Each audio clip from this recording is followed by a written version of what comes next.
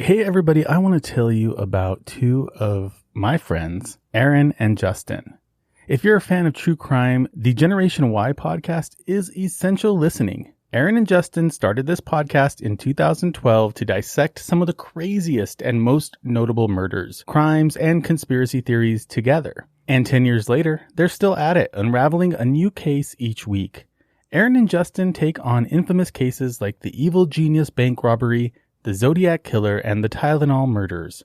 And they also cover lesser-known cases like the case of Kimberly Rico, aka the Valentine murder, where Kim takes her husband on a romantic weekend that includes a murder mystery play that she, of course, uses as a cover to murder him for insurance money. Actually, I'm about to play you a clip of the Generation Y podcast. While you're listening, follow the Generation Y podcast on Amazon Music or wherever you get your podcasts, or you can listen early and ad-free by joining Wondery Plus on Apple Podcasts or the Wondery app.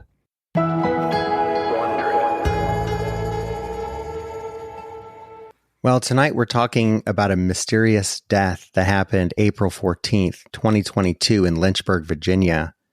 And the mysterious death was of a young man named Johnny Cashman. I say young man because he's younger than me. He was 38.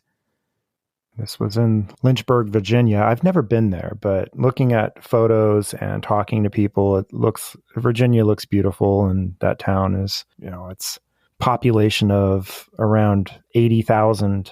So I think it's a quaint town where you can still have a small town feel and know people around you. People help each other out. But like any town, there is crime and other elements that happen. So really, this case starts off, Justin, because Johnny's mother, Kim, she hadn't heard from him since that day. So she spoke to him on April 14th, which was in 2022.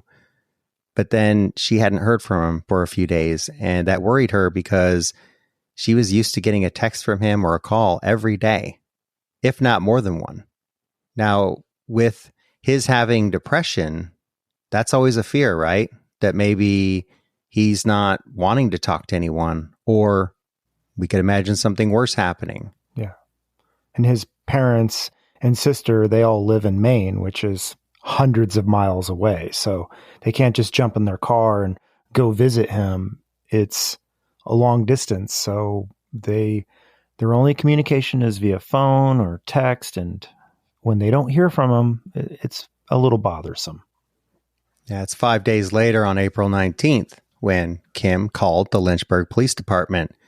And she said, I talked to my son 5 days ago, but I haven't heard from him since. That is out of the ordinary. Is there any way you could check on him? And as we all know, that means if the police agree to it, that means they'll conduct a welfare check. And at 5:45 a.m., officers go to his apartment and they knock, but no one answers the door. Now, Aaron, at 5:45 or any time before 6 a.m., I don't know if anyone's answering the door. I think a lot of us are going to be asleep, so that makes sense. Right. Yeah. But credit to them, they do conduct this welfare check, and then they come back several more times knocking and trying to get contact made with Johnny Cashman. Now, at 8 a.m., they get a key to the apartment. There is some concern here that because he's not answering, that maybe something has happened where he can't answer, right? We don't know if he's unconscious or if he's not willing to answer the door or if there has been a suicide attempt. We hope not, but they gain access to his apartment. What do they find inside? Well, according to the police, they find Johnny lying on his back on the floor. He's obviously dead. They see blood, puddles of blood, but they determine that there isn't any foul play. The officers do speak with Johnny's family, and they say it looked like this was an apparent medical condition that preceded his death. In other words, they don't think anyone attacked him or murdered him.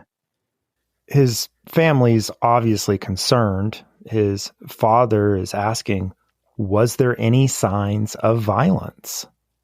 Was it a suicide or anything like that? And this is John Cashman.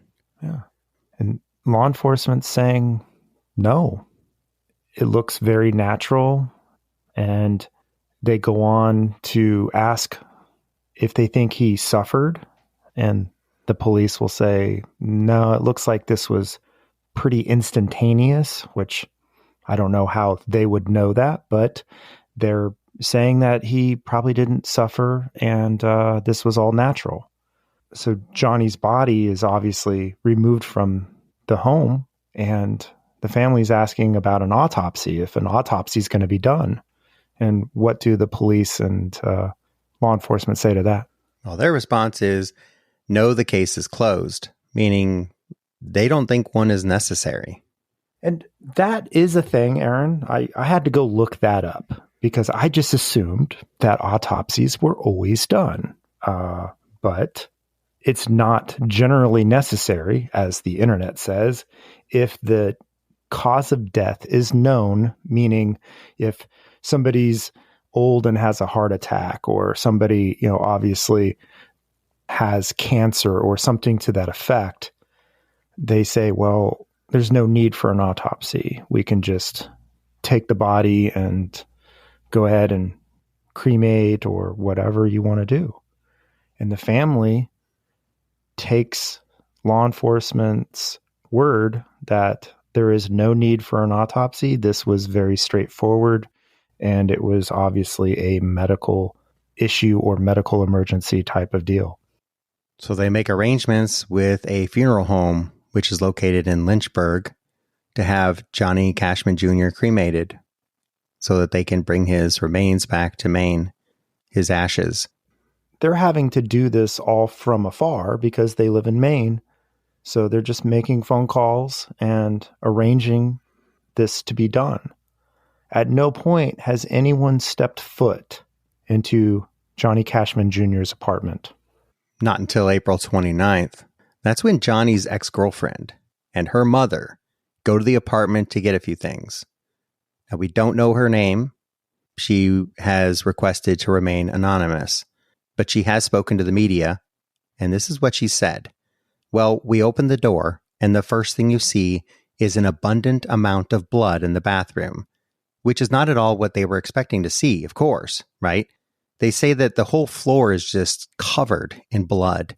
There's blood on the counters, the sinks, the walls, and the toilet.